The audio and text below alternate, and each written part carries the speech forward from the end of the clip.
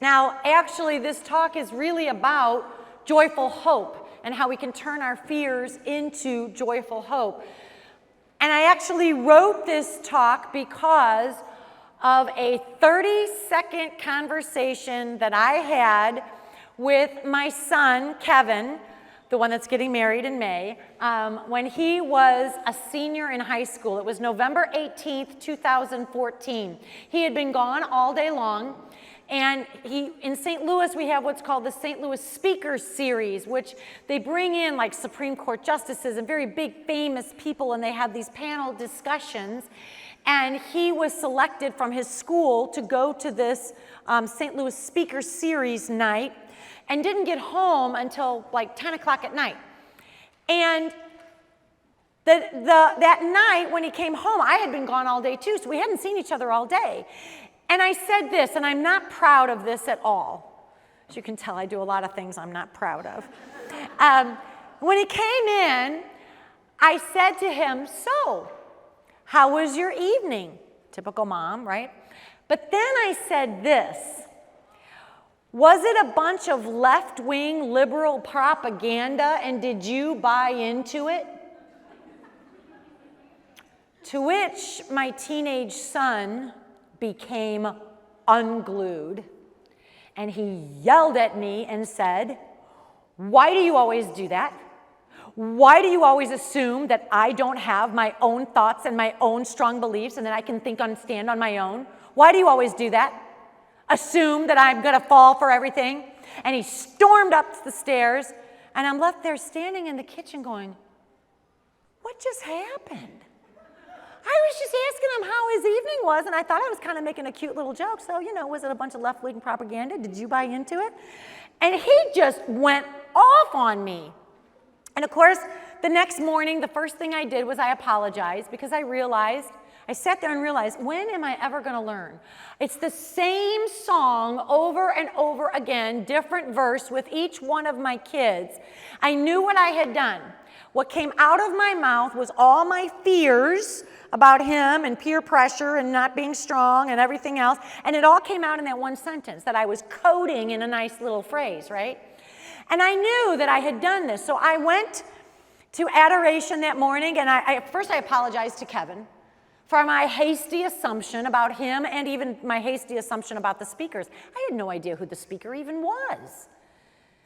And then I went to adoration, and I just started realizing that every time I parent out of fear, it's a disaster. It's an absolute disaster. And I do it to all of my kids all of the time. So I didn't plan on writing a talk. I didn't think I was writing a talk. But the next thing I knew, this whole talk was written in adoration as I'm pouring all this out. Because really what it was all the things that I knew I needed to learn.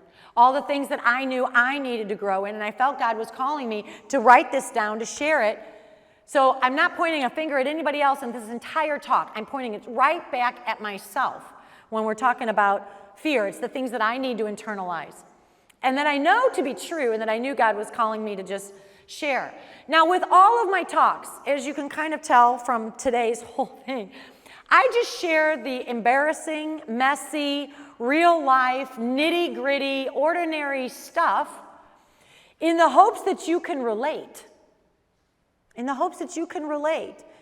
And what we have to do is we have to bring all of that, our maladies, our faults, our failings, our fears, our frustrations, we bring all of it to the Lord. He wants every detail of our lives.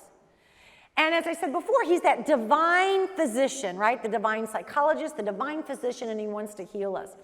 So this talk is going to be about fear, because I think fear is crippling us as women. It's crippling us as mothers and how we parent our kids. It's crippling decision makers in the world. It's crippling our teenagers. It's crippling everybody.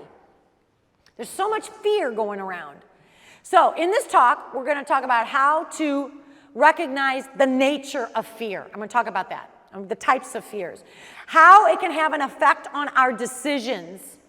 And then I'm going to give some practical tips and suggestions about how to transform fear into joyful hope so that it won't have its grip on us, okay? Now, a little bit of background information. I never thought that fear had its grips on me at all. I really didn't. By nature, I'm not a worrier. I sleep like a rock. I never stayed up when my kids were out, teenage years. I went right to bed, fell asleep, didn't even worry about them at all. I'm a terrible parent, I really am. And I was never, when I was 22, let me even go back. When I was 18, I went off to Germany and I was an au pair. I was a nanny. Think Sound of Music. I was like Maria in the Alps with swinging in the palm trees. The hills are alive. That was me. So I got to be a nanny in Germany, and it was awesome. And so I went traveling all around Europe. I'd never been on a plane before. I didn't speak the language. My mother was scared to death to let me go. And I go traipsing all across Europe. I went everywhere, got on a boat, got on trains, got on buses. I wasn't afraid at all. Couldn't wait to embrace that adventure. When I was 22 years old, I got my first teaching job. I taught in an all-boys private independent school. I'm 22 with my hair in a ponytail. I look like I'm about 12, and my students are 18-year-old boys, football players and hockey players.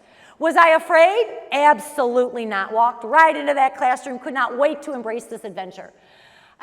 Just even with speaking, I've spoken in front of 30,000 people in Atlanta at the Eucharistic Congress. I was a little bit afraid there, but more so because they had Jumbotron screens, and I was afraid like people would see food in my teeth or something, when you're on a Jumbotron screen. That was kind of an embarrassing moment to realize that they're gonna see everything, but I wasn't afraid. I was never gonna let fear hold me back.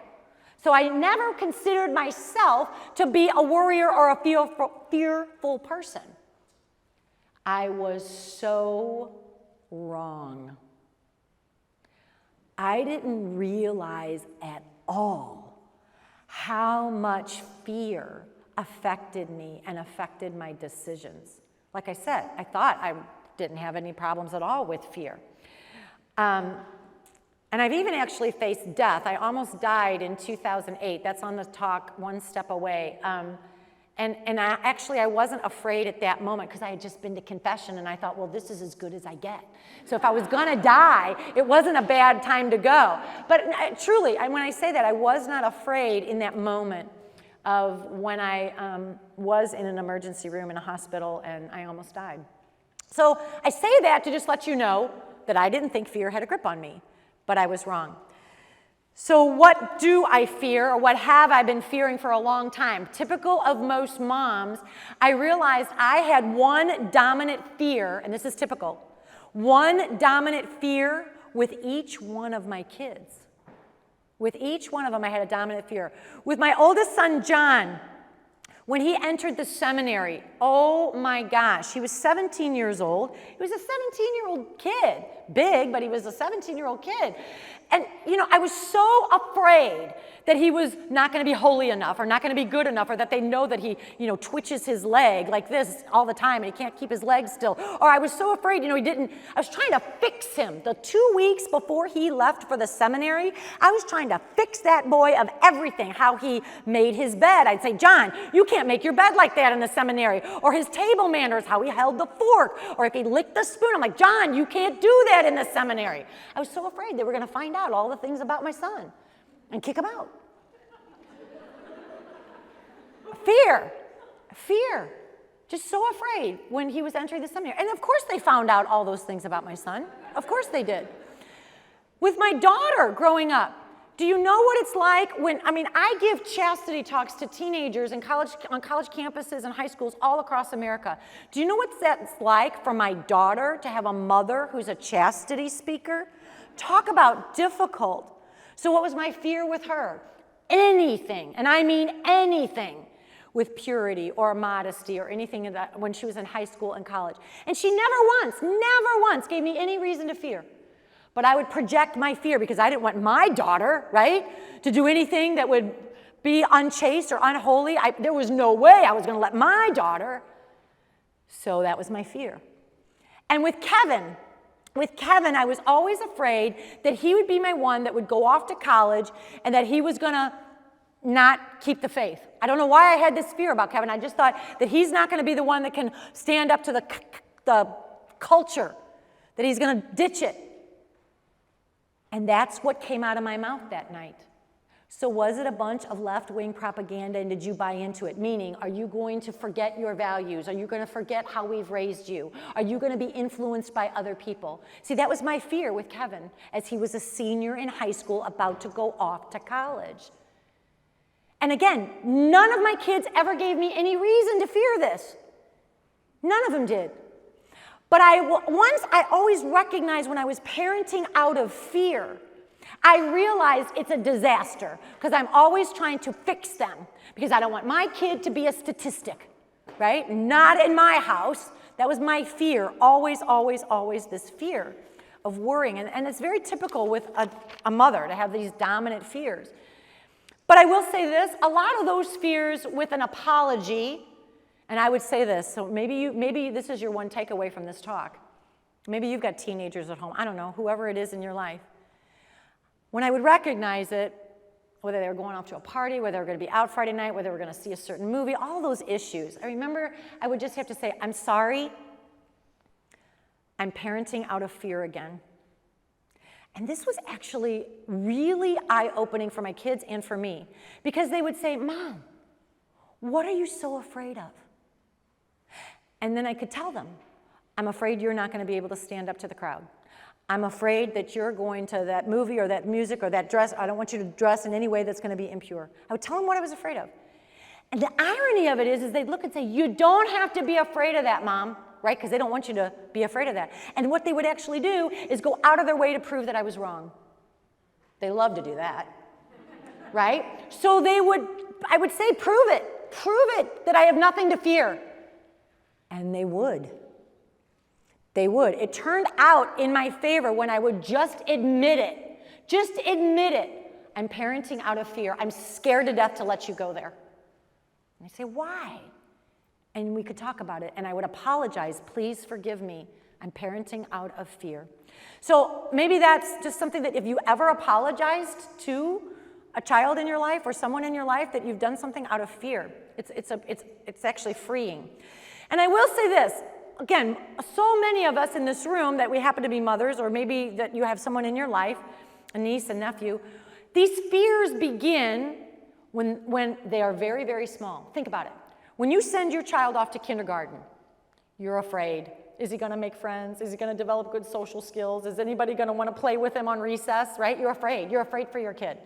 Then as they get older, you're afraid, will school be hard? Will it be a challenge? Will they be able to go through school okay? When they go on to high school, will they follow peer pressure? Will they not drink, not smoke, not do all the drugs, all of that stuff? Then you fear when they go off to college, will they stop going to church? Will they meet some wrong guy, wrong girl? Will they want to live together before marriage? All of those fears. You fear, will they marry someone that's good for them? And you fear, will they ever get a job? And will they ever learn how to save money? Right? All these fears from the minute a child comes into the world. You have a fear through all the stages of life. Now, again, most of these with an apology or whatever, you can recognize it, and some of these are so typical. But here's what happened in my life that really awakened me to fear. August 9th, 2014. If I say that date to you, does it mean anything to you? Probably not. August 9th, 2014. But if you say it in St. Louis, where I live, everybody knows. All I have to say is Ferguson. I live 10 minutes from Ferguson. I attended the Ferguson Florissant School District. On August 10th, when the riots began, if you remember, Michael Brown was tragically killed by a police officer. The riots and the looting began August 10th, 2014. They burned the Quick Trip, they burned all of the stores, they looted the Walmart, the Sam's, the Shoe Carnival, all of those are stores that I shop in. The riots continued for 2 weeks straight. Schools were canceled, everything was canceled. The chief of police of Ferguson is my neighbor. He lives up the street from me. He had to have a police escort in our neighborhood. No one could come into our neighborhood because of the death threats, because of all of the bricks that were thrown, the Molotov cocktails. It was violence like we had never seen in our life.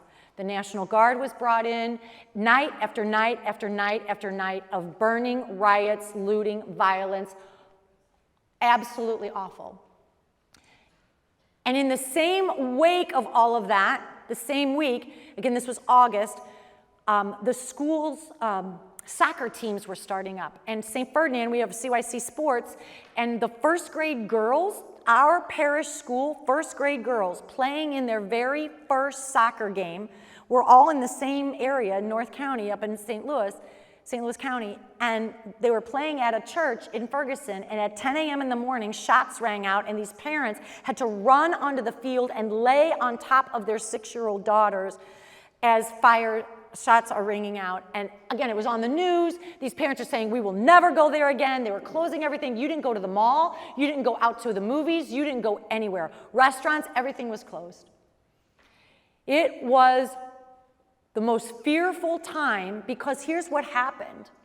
Everybody started saying, are you going to stay? Are you going to stay? Are you going to stay? No one, if I say Ferguson, do you want to buy a house in Ferguson? No one wanted to live in Ferguson. No one wanted to be near, around. And everybody started moving out of our beautiful subdivision ever since 2014. White flight. White flight. Like you can't believe. Out of North County, out of my parish, out of my neighborhood. And it was a very, very scary time. But that wasn't all. At the same time all this is going on, what happened in the same weeks, my son's former baseball coach was shot and killed in a drive-by shooting on his way home from work at 3 o'clock in the afternoon. The Ebola outbreak was happening in northern Africa. It was the first time a real threat of a pandemic was the Ebola outbreak. And people were dying, and they were sending people home. It was scary. ISIS was beheading Christians on the shores of northern Africa, if you remember that. And also in my son Kevin's class, a student committed suicide. All in the same 2 weeks. Fear overcame me. Depression overcame me. I could hardly function. And I knew that the battle that was raging in the streets of Ferguson was actually nothing in comparison to what was raging in my heart. It was overwhelming. And I knew that I could either choose to listen to God, the Father of truth, the Father who loves me, or the Father of lies. And there was so much lie going on, especially surrounding the whole Ferguson thing. What was truth? What was a lie? So difficult to understand that. And so then I just started trying to find truth anywhere, peace anywhere. And I heard this on the radio by our auxiliary bishop, Bishop Herman. He said this, and I love this quote. There can be no peace without the acceptance of truth. The first step, if you have anxiety, if you are upset, if you are worried, the first step is truth. Truth. Find the nugget of truth. Find what is reality.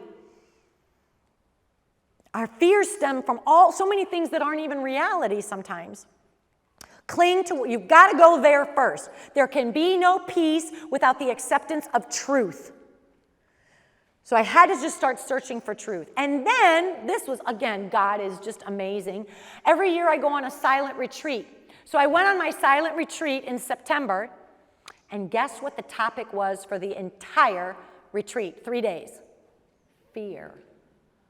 And I'm going to share with you what I learned on that retreat because it was life-changing for me. And I went up to this priest afterwards and I said, can I steal everything that you just taught us?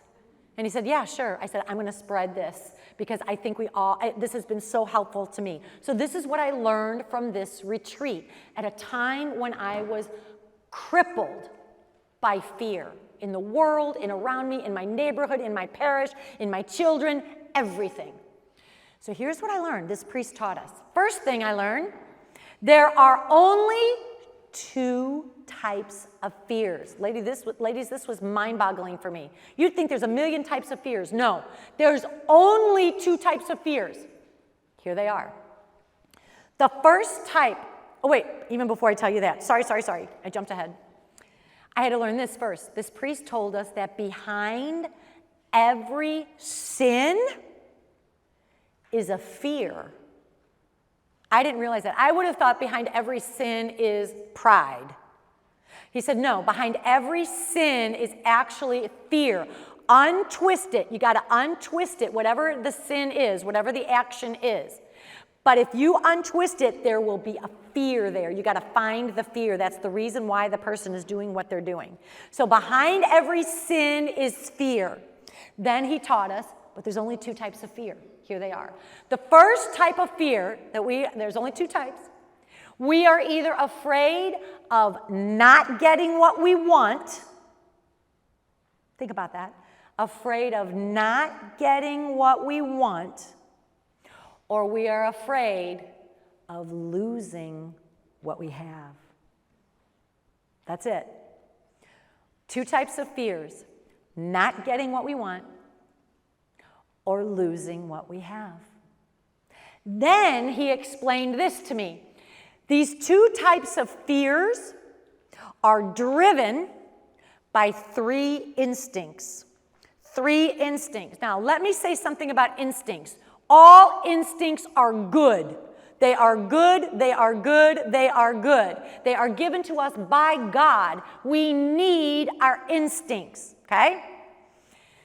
However, if we let our instincts go out of control, and I'll talk about that in a minute, that's where we get into trouble. So the instincts themselves are good. Here are the 3. These are human drives. They are given to us at birth. The first instinct we have, it's a very important one, safety and security. Safety and security. First instinct, safety and security. We have to have this. It's your instinct for survival. And to be honest, when the looting and the rioting in Ferguson was happening and it was getting out of control, and my parents lived very close, I'm like, how far is this going to go? These burnings of all these buildings and the riots and the violence was unbelievable. So there's a real fear there, absolutely. Safety and security, survival. Think about a newborn baby. A newborn baby, that first instinct that a newborn baby has is to nurse at the breast. That is for safety and survival. That is survival. And if a newborn baby does not have that instinct, we call it failure to thrive. Right? You have to have that instinct. Okay, so that's the first one. Second instinct we have is for esteem and affirmation. It's the desire, the instinct that we have for love, approval. Esteem and affirmation. Think again, let's think about a child, a baby, learning to walk. What is every parent doing? Going, yay, way to go, right? That baby needs that. When the baby falls, what does the mom do? It's okay. You swoop in, now take another step. I'll help you. Esteem, affirmation, you're doing it. Way to go. A child needs that. If a child does not have esteem, affirmation, love, we call it failure to attach. Think of, again, children in orphanages that are abandoned, or a child that's been abandoned and has not had that nurturing, that esteem and affirmation. We call it failure to attach. It's a very important instinct. The third instinct we have, that again, this will drive our fears. The instinct itself, however, is good. The instinct for power and control. Given to us by God. Fill the earth and subdue it, right? We were given power and control, an intellect and a reason, for a reason. And again, I want you to think about a child. Think of a 2-year-old. They learn this very, very young, right? If a baby cries, oh, grandma comes and picks me up. Cry again, mom comes and picks me up. Or like you have a sippy cup, they're sitting in a high chair, they throw the sippy cup, mom picks it up. Throw it again, mom picks it up. Or a toy. Every toy, think of the toys for children. Press a button, it makes a noise. Press a button, it makes a noise. That child is learning to develop the instinct of power and control. I do something, there's a response. Okay, all of those instincts are good. They're very, very good. But what happens is this. As we get older, as we mature, and as we become adults, we look to things to satisfy those 3 instincts. We look for things and more things that are going to satisfy our drive for safety and security, for esteem and affirmation, and for power and control. The problem is that our drive just keeps going and going, so we need more things and more things and more things to satisfy the drive. Think about safety and security. You know, again, you got to get the safety fixtures. You got to get this. You got to get the Ring doorbell now so that you can see who's at your doorbell. Safety and security, safety and security. Think of the need for just even our expectations just keep getting bigger and bigger and bigger and bigger. They never stop. I'll give you this example. It's a strange example, but you'll know what I mean. Our expectations, when my parents were buying a home in in the early 1960s, a lot of the homes had a carport. Some of you who are young don't even know what a carport is. It was not a garage. It was just a covered carport. But then when my parents bought a home, they got a new home, and they had a single-car garage. That was the standard, a single-car garage. When Larry and I bought our house, we got a house with a double-car garage, because that was the norm. And new houses that are built now, what do they have? Three-car garage or more, right? Do you see how the standard of what's just normal, it just keeps going? Think about when we started with our little phones. I told you about my flip phone, right? We had the little flip phone. Well, now you got to get the phone. You know, we all had to get the smartphone. Now this phone's got to have the camera, and and notice what has also happened before. A phone was for an adult. Now you got 4th graders, 5th graders, 6th graders that all have phones.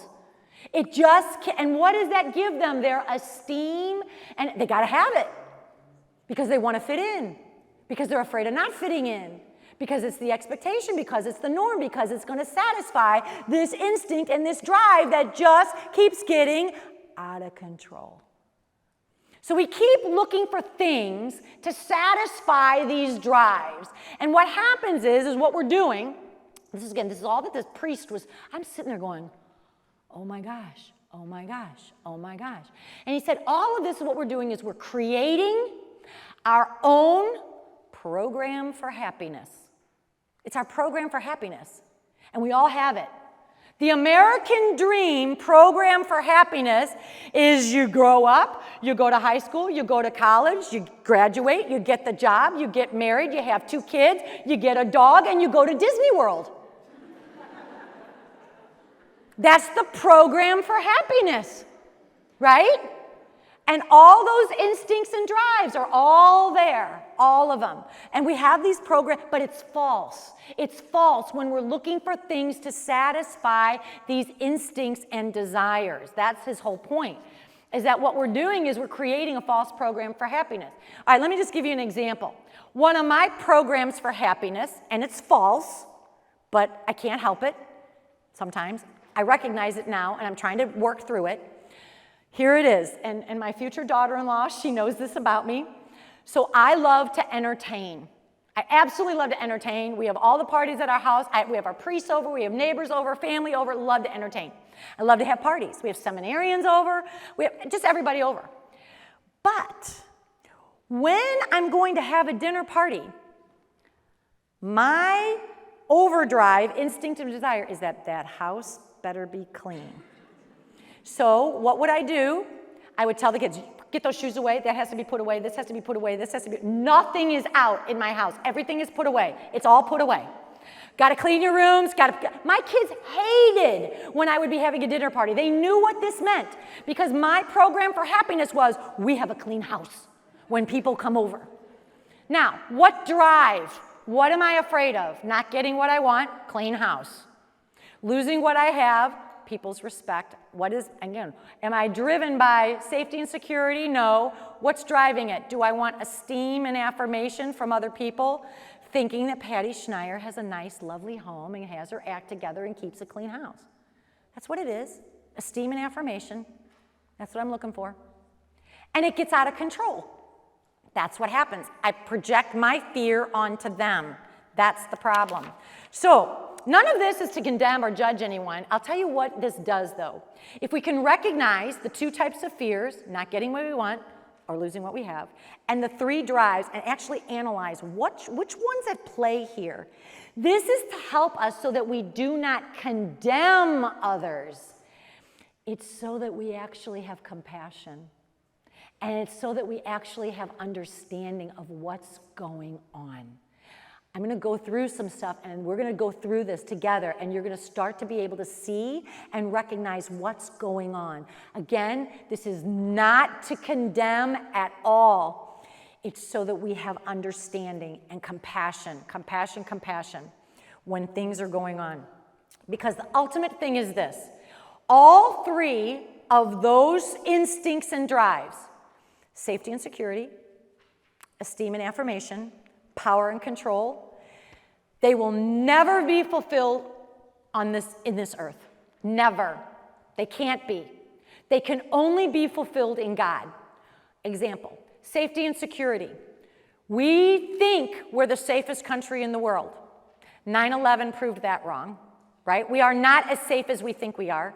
Remember when the postal worker flew in on his little, whatever he had like I don't know what it was, he flew in and landed on the White House. And they said, how did he get through security? He landed right on the roof of the White House. We got the greatest Secret Service in the world, but it did not keep that guy from flying right in. A flood, an earthquake, a tornado, right? We all know safety and security, this side of heaven, there's no such thing as ultimate safety and security. You can have the best security system around your home, but it's not going to keep you 100% safe. It's just not. God is the only one in heaven when we will be perfectly safe and secure. No more death, no more violence, no more fear, nothing can touch us. That's where it will be fulfilled. Esteem and affirmation, we all know this too. Ladies, if you're looking for esteem and affirmation from your children, forget that. And even from your husband, even if he's the greatest guy in the world, he cannot fulfill your need of total esteem and affirmation. Because we're all human beings and we're flawed. But God is the one that can fulfill that because he adores you. As Rachel said earlier today, you are chosen, you are adopted, you are his. He adores you. He knows every hair on your head. You are the apple of his eye. You are the masterpiece of his creation. That's where your ultimate esteem and affection is going to come from God. And the third one, power and control, the irony is it's when we surrender our power and control and give it to the Lord, he gives us his divine strength, his divine power. So when I am weak, I am made strong. So only in God are all three of these instincts fulfilled. But we still keep looking. We still keep trying to fulfill these with things every time, and it's going to lead to disaster. So let's take a look at some very typical or some not so typical, some examples. Let's go to the very first fall, Adam and Eve. Now we know it's a symbolism, okay? But the story reveals the truth. Adam and Eve in the garden. Let's look at Eve. The serpent comes and says, take the apple. She knows she shouldn't take the apple. God told her not to take the apple. Do not eat of the tree of knowledge of good and bad. But why does she take the apple? She takes it anyway. He told her, you will be like gods. Was she afraid of not getting what she wants? Exactly. She was afraid she wasn't going to get what she wants. She wanted to be like gods. So she took the apple. She didn't trust that God was a good God and would give her everything. She was already like God. She was already made in the image and likeness of God. But she didn't trust it. She wanted to be like gods. So she grasped the apple. Which instinct was driving it? Was it safety and security? No. Was it esteem and affirmation? A little bit. She wanted that. And power and control. I want to be like God. God's not going to let me be like him, so I'm going to take matters in my own hands. There it was. There's the first fall. Power and control every time. Let's think of a typical, many of you have this fear of, let's say you have a son, a teenage son in high school, and he's drinking on Friday nights. What's at play there? Which instinct? Is it safety and security? Nope. Is it esteem and affirmation that he's looking for? You bet. He wants to fit in with the crowd. He wants to fit in with the crowd. What is he afraid of? Not fitting in or not being a man. If this is what a man does, I want to do what a man does. So he's going to do this because he's afraid. There's a fear behind every sin. Think of a young girl falling in love, or so she thinks, with her first boyfriend. Sleeping together with him. What instinct is driving that? Is it safety and security? Nope. Is it esteem and affirmation? Power and control? All of those things are at work. Those drives are driving it, afraid of not getting what she wants. She wants the boy. She wants the boyfriend. Right? I'm going to go deeper here in some very, very difficult things, but you got to understand what's at play. Any woman who's ever chosen an abortion, and I know there may be someone in this room right now, and I just know you have my utmost compassion because I know that is a decision made out of fear. Fear of not getting what she wants. Again, the program for happiness. Someone would say, you can't finish college. You can't get that job. You're going to lose what you have. Not getting what she wants, not getting the career, becoming a doctor or whatever it is. She thinks she can't do it if she has a baby. Fear of losing what she had. She's maybe afraid of losing the boyfriend.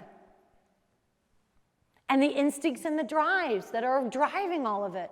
They're all at play in every decision. My husband and I shared this with you earlier. We used contraception for 13 years. We knew it was wrong. What were we so afraid of? Fear of a baby. Fear, fear, fear. It was a decision made out of fear. Not getting what we want or losing what we have. Not getting what we want. Got to get the house first. Got to get this. I got to have enough money. All of those fears. Putting our expectations on things to make us happy. So much fear is at play on all of these decisions. And we have this false program for happiness that we think only this will make us happy. I'm going to give another one that's very difficult. I'm not doing this to condemn. I'm doing this so you can understand these hot-button moral issues. Fear is at play here. We know that in vitro fertilization is intrinsically evil. That's from the Catechism. Our faith teaches us this. What is at play here? Fear of not getting what I want, my own biological children. We think the only way that we can be happy is if I take matters in my own hands and I grasp at it and take the power and control in my own hands because we're afraid of not getting what we want. And we don't trust that God knows what we need and will provide and that God is good. And we have to ask ourselves these questions. Can I only be happy if? Fill in the blank for you of what is it that you are so afraid of. Maybe you just want to get this job, and you're so afraid of not getting this job. Can you only be happy if you get that job? Right? You have to ask yourself these questions. And they're tough questions, but they help us to unpack what is going on here. What is going on? When I was speeding, again, I shared with you in the first talk about speeding and speeding and speeding. There was sin in that. What was I afraid of? Not being on time, not getting esteem and affirmation of people thinking well of me, being embarrassed if I was late. So I took matters in my own hands and went as fast as I needed to go to get where I needed to go. I was afraid of being late. Fear. Affecting our decisions, affecting how we behave, affecting so many things. But when you unpack it, can I only be happy if I'm there on time? Again, ask yourself that question and you'll see how you say no. Of course not. Of course not. It's happening all the time. Another very, very tough question, but I got to throw this out so that you can see it. Euthanasia. Euthanasia. Again, we know it's intrinsically evil. What's going on there? The fear of suffering, the fear of being a burden, the fear, so much is at play there. Not getting what I want or losing what I had, losing my independence, losing all control of my bodily functions. That's what's at play there. Fear of not getting what we want or losing what we have. And not trusting God, that He is a good God, that He is the provider, that He knows every hair on our head, that we are the apple of His eye. But that's what's at play in many, many, many of these decisions. All right, now, that's the nature of fear. Those are the types of fears. That's what's at play on all of those types of things going on in the world. But now, what are the effects of fear? It's crippling. It's absolutely crippling. It prevents us from being the person that God intended us to be. And it robs us of joy. It robs us of all joy. Fear will rob you of joy. What it also prevents us from doing is living in the moment, because we project our fears onto the future. What if I don't get that job? What if my daughter does something that, that is impure or unchaste? What if he does get kicked out of the seminary? What if? You are not given the grace to handle what if in the future. You're given the grace for today. My spiritual director once told me this. Notice in the Our Father, we say, give us this day our daily bread. She once said to me, Patty, notice you don't ask God for sandwiches for a month. You're not asking God for sandwiches for a month. Give us this day our daily bread. You will be given the grace to face whatever it is that you need to face in the future if that moment comes. So what we're doing with our fears is we're projecting our fear, which is way off in the future, to right now. And someone also once told me this. We're so afraid of what's going to happen either in the next 5 minutes, the next 5 days, the next 5 weeks, the next 5 months, or the next 5 years. Pick it. That's what we're usually afraid of. What's going to happen the next 5 minutes, the next 5 hours, the next 5 days, whatever. And again, you just have to say, I'm projecting this onto the future. And we miss out on the joy of the moment, and we miss out on relationships. We miss out on the relationships, especially with our kids. If you're like me, you're trying to fix everybody. Because you have this fear. You have this fear, right? That they're not going to turn out the way you want them to. And we do, so we try to fix them, and then we become, and women, I'm sorry, but this is so true of us, we become manipulating and controlling. It's our dominant fault. We want power and control. I want that house in order, right? Everything. We're just trying, because the world is chaos. So we're trying desperately to have power and control anywhere we can. That instinct for most of us is out of control. But we're trying desperately to do that because we have fear.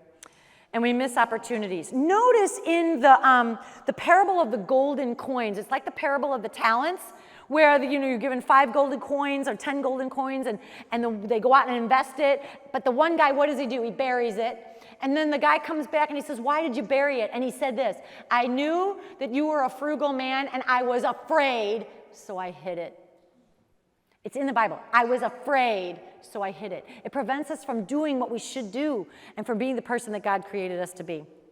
All right. So now, what are some ways that we can help overcome these fears? The first thing to do is whatever's going on in your life, analyze it and say, what am I afraid of? Am I afraid of not getting what I want or losing what I have? Secondly, say, which instinct here is out of control? And sometimes you have to just basically ask yourself this question, can I only be happy if? And that will help you not be so afraid. That will really help you not to be so afraid. When, I have to be honest, like so many of my neighbors moving away and just afraid of our parish, of changing and people moving away and all moving to this other part of town, and I had to say to myself, can I only be happy if I live in a white neighborhood? Is that how shallow I am? And I had to say no. Can I only be happy if I have a new house?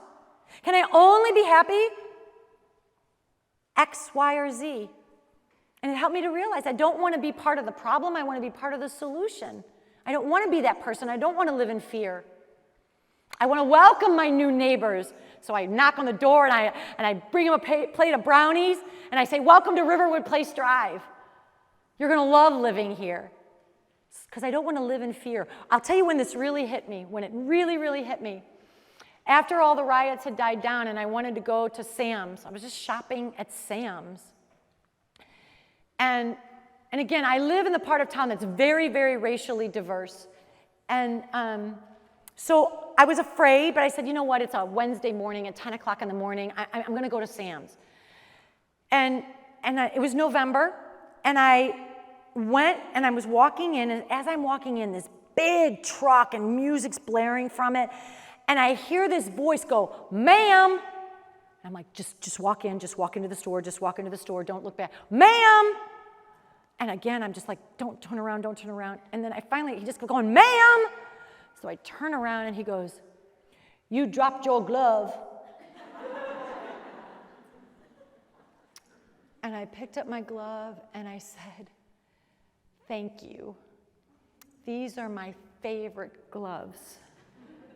And in that moment I said, Patty Schneier, are you so afraid of what's going on in St. Louis now with black and white and the black community and the white community and all the racism and all the white flight and all the violence and everything else, that you were so afraid, knowing that that was a black man in that truck, that you could not turn around and see this man who was wanting to tell you that you dropped your glove? I thought, how shallow, I was so ashamed. I was so ashamed that fear had gotten such a hold of me that I couldn't see the person in front of me as a brother, as a person.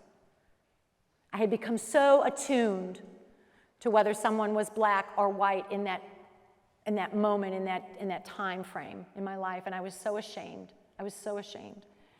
So here are some practical tips and suggestions if you're dealing with children with fears, your own fears, of what can you do. Some practical things. We need concrete things. First and foremost, when you want to talk about fears, let me talk about first with children. Talk about fears at a neutral time. Like my son John was scared to death of noises, and each one of my kids had different things they're afraid of. I've always been afraid of storms. Maybe you have a child that's really afraid of storms or water or whatever it might be. You don't talk to them about it when they're in the middle of it and when they're afraid. You have to talk to them about it at a neutral time and ask, what are you afraid of? Narrow it down. Get to the heart of the matter. Analyze the source. Teach them the memorare. We talked about the memorare today. It's a great prayer. Remember, O most gracious Virgin Mary, memorize this, that never was it known that anyone who fled to thy protection, implored thy help, or sought thy intercession was left unaided. Teach them the St. Michael the Archangel prayer against battle. They need those prayers for strength. Teach your children those prayers. And the act of contrition. Oh my gosh, the act of contrition is so important. Very, very important. Some people are afraid of flying. Some people are afraid of driving in, cars and going over bridges or whatever it is. Act of contrition. I say the act of contrition every time I take off on an airplane. Why? Because I want to be good to go. Yeah, that plane might go down, but I'm going to say my act of contrition. So whenever someone's afraid, if you're in a storm, let's say the act of contrition. Take the fear out of it. Take the fear out of it. Also, physical reminders. Like I said, I was afraid of storms. I remember what my grandma used to do. She had a 3-story house, and she was afraid of storms. My dad was, sometimes fears are passed down. My dad was afraid of storms, so we were afraid of storms. My dad still to this day, I probably shouldn't say this, but he goes down in the basement behind his bar, and he's huddling down underneath the bar in the basement whenever we have tornadoes. Now, granted, we have some pretty bad tornadoes. But my whole point is this. What my grandma used to do, she'd light holy candles in every room in the house. Reminder that the light of Christ is with us. Just a physical reminder. Light a holy candle. Light a holy candle. God is with us. He's in the boat. Read those gospel stories about Jesus in the boat when the waves or storms are raging and the disciples are all afraid. And he says, be not afraid. And you teach your children that he's with you in whatever storm of life, that he's with us in this boat right now. That's very, very important. The other thing to do, and this is I love this one actually, is you just come right out and say, what's the worst thing that can happen? Now, the worst thing that can happen, of course, as human beings, is death, because we were never meant for death. And of course, a storm and things, those are life and death situations. But let me just, again, we got to take the fear out of it. This happened in my own life with Kevin, my youngest. And this was it's so funny, it's ridiculous, but this is how it played out in our family. Kevin never liked to try new foods. Okay, you got that child that won't try anything. He was 9 years old before he ever had a chocolate chip cookie. I took his picture when he had his first chocolate chip cookie. I'm like, oh my gosh, you finally decided to try a chocolate chip cookie. He will never, and to this day, he will not eat salad. Won't eat salad. And I would be so mad because, again, here's my fear, projecting it onto my kid. I'm like, Kevin, Someday you're going to be at a dinner banquet, or you're going to be at a party, or you're going to be at a restaurant, and you need to eat the salad. Because what would it look bad upon me, right? That I didn't have a kid that won't touch, is picky, that won't eat the salad. And I was always like, Kevin, eat the salad, eat the salad. Nope, nope, nope, wouldn't eat that salad. Drove me crazy. We joke about it to this day. Well, one time we had a party, and one of the seminarians was over. We have these big seminarian parties. And again, we're talking about how Kevin will not eat salad. Nope, Kevin won't touch it. And the seminarian says to Kevin, he's 13 years old, Kev, what's the worst thing that can happen? And Kevin, without skipping a beat, goes, I could die. And the seminarian, without skipping a beat, says, yeah, but if you die in the state of grace, you go straight to heaven, so what's the problem? And that's the truth. What's the worst that could happen? I could die. I could die too. But you know what? If we die in the state of grace, we're going to go straight to heaven. And you know what? You're going to be okay. If I die, I would tell this to my kids all the time, because they do have a fear of you dying as well. If I die, you're going to be okay. Do not worry if I happen to die. I've had a great life. I had the most wonderful life in the world. You will still have your dad, grandma, and grandpa, your cousins, your aunts and uncles. You will be okay. Take the fear out of it. Take the fear out of it so that it doesn't degenerate into severe anxiety about getting in a car or getting in a plane or going on a boat or swimming or whatever it is. You got to come right out and ask those questions sometimes. All right. Hold them. Hold them, hold them, hold them. Also, another big, huge fear is a fear of failure. Those expectations, those drives, fear of failure. Hold your 18-year-old. Let them know, if you don't get into that college, you can be happy if you go here, here, here, here, here. It's okay if you don't. Let them know. Take the fear out of failure as well. And when your kids do fail and when they do blow it, that's when you've got to offer them the most grace. The most grace ever is when they do fail. That's when they need you the most. And then again, confession. Confession, confession, confession. Takes the fear out of everything. Why? Because we've just died. We're dying to ourselves and rising, dying and rising, dying and rising. We're practicing for the big event. And like I said, if I die tomorrow but I've just gone to confession, that's as good as I get. So every time before we would go on vacation, I would say to the family, we're all going to confession. And I say, why? Because we're going to be on a train, a bus, a boat, a plane, and if that train, the bus, the boat, or the plane goes down, we're going to be good to go. Take the fear out of it. Take the fear out of it. Now, adults, here are some suggestions for you. Here's what I really suggest. Go to Eucharistic adoration and take with you all your fears. And maybe this will be your next prayer exercise. Whatever it is you're dealing with in your life, if you're dealing with fear, go to adoration, take a journal, and just name all those fears. And then hand them over to the Lord. Hand them over. Name them, recognize them, write them down. And recognize what you can and cannot control. Again, that's reality, what you can and cannot control. Start with reality, start with the truth. Evaluate the source. What kind of fear is this? Am I afraid of losing what I have or not getting what I want? Which instinct or drive is out of control? What do I need to rein in and give to God? And remind yourself of truth. Remind yourself of truth over and over and over again. I do not need this in order to be happy. I do not have to have this in order to be happy. You have to remind yourself of that truth. And now here's what I had to do, and I'm just going to share this with you. It's personal, but this is what I wrote in my own journal when the riots were going on in August of 2014. And I went to adoration, I picked out my journal, and all I did was just write truth, truth, truth, as best as I could when I was so afraid. And here's what I wrote. Just bullet statements.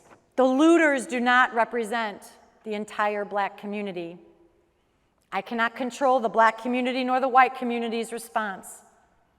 The officer is innocent until proven guilty, even if the media and others have already tried and convicted him.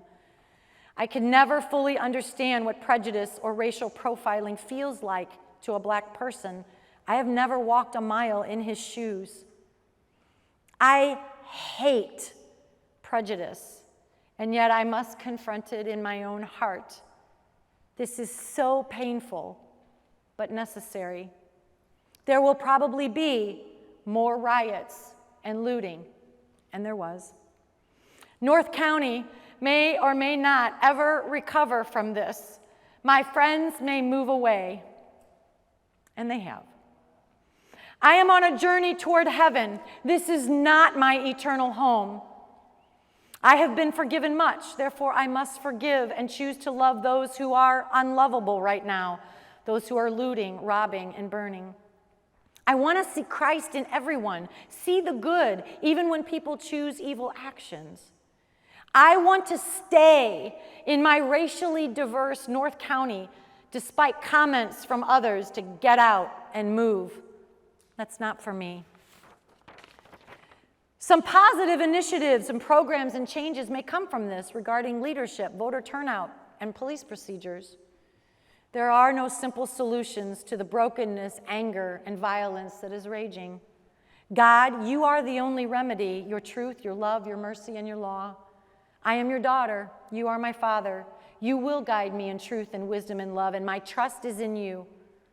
My fears are nothing in comparison to the people of Africa right now fighting Ebola, or in the Gaza Strip, or in Iraq, or in Israel, or Syria. They are living in terror and are facing far greater evils. I need to pray and offer everything for them. I can still get up every morning and carry out my normal day. I have food. I go to Mass. I have a beautiful chapel where I can pray. I have a beautiful neighborhood. Life is good. This was a difficult 2 weeks, but that does not erase 49 years of living in this area. I want this whole situation to make me grow in virtue and in holiness, even if it is painful, even if I must confront evil head on and prejudice in my own heart. And the last thing I wrote, I would never have chosen this tragic event and the subsequent riots to come here, but it has. So let me learn, pray, and be a light in these new circumstances.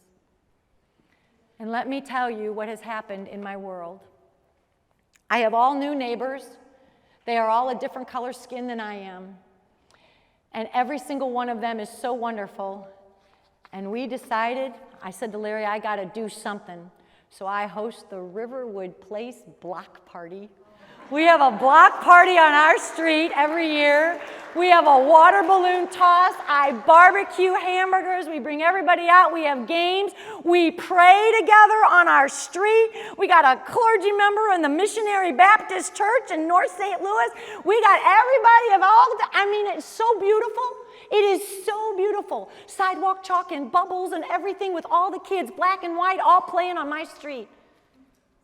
Let there be peace on earth, and let it begin with me. On my street, in my neighborhood, what was so painful, what was so fearful, what was so awful, God brings fruit out of all of it, out of all of it. So do not be afraid. Ask yourself these questions when you find yourself gripping with fear and unable to move. And know that God is the source of all of your safety and security, of your esteem and affirmation, and of all his power and control in your life. You don't need to look for things to satisfy any false program for happiness. And you don't need to be afraid anymore, because God loves you, and our ultimate destiny, as we've been talking about today, is heaven and union with him. So there's nothing to be afraid. So plow onward without fear. Amen? Amen. Amen. Thank you, ladies.